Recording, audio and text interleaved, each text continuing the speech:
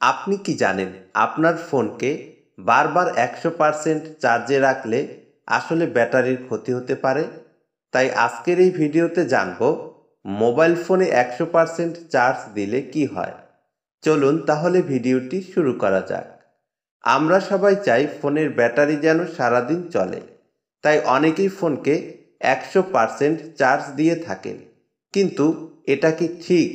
প্রতিদিন যদি ফোনকে 0 থেকে 100% ফুল চার্জ করেন, তাহলে ব্যাটারির হেলথ ধীরে ধীরে কমে যেতে থাকে, অর্থাৎ নষ্ট হতে থাকে।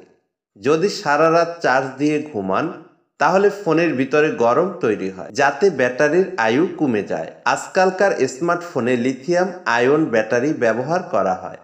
এই ব্যাটারিগুলো অতিরিক্ত চার্জিং বা ফুল চার্জে অনেক সময় ধরে রাখলে দ্রুত ক্ষয় হতে পারে। মোবাইল ফোন 100% চার্জ দিলে একদিন 2 দিনে কিছু হবে না, কিন্তু যদি নিয়মিত করেন তাহলে ব্যাটারির আয়ু কমে যাবে, যা ফোনের স্পিড ও পারফরমেন্সে প্রভাব ফেলবে।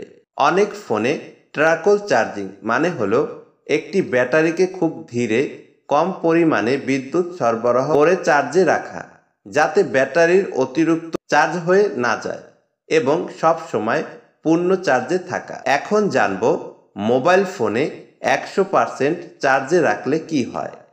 1 নম্বরে ব্যাটারির তাপমাত্রা বেড়ে যায়। 2 নম্বরে ব্যাটারির স্বাস্থ্য কমে যেতে পারে, অর্থাৎ ধীরে ধীরে ব্যাটারি নষ্ট হয়ে যেতে পারে। 3 নম্বরে লং টাইম ব্যাটারির ব্যাকআপ কমে যায়। তো এখন জানবো মোবাইল নির্মাতাদের পরামর্শ। অনেক বিশেষজ্ঞ বলেন ব্যাটারিকে 20% থেকে 80%-এর মধ্যে চার্জ রাখা সবচেয়ে ভালো। মোবাইল ফোনে 100% চার্জ করা ক্ষতিকর নয়, তবে বারবার এই অভ্যাসটি ব্যাটারির আয়ু কমাতে পারে, অর্থাৎ ব্যাটারি নষ্ট হয়ে যেতে পারে। তাই সচেতনভাবে মোবাইল ফোনে চার্জ করুন। ফোনের স্বাস্থ্য বা ফোনটিকে ভালো রাখুন। ভিডিওটি ভালো লাগলে একটি লাইক দিন, কমেন্ট করে মতামত জানান, আর এরকম আরও ভিডিও পেতে চ্যানেলটিকে সাবস্ক্রাইব করে রাখুন। ধন্যবাদ।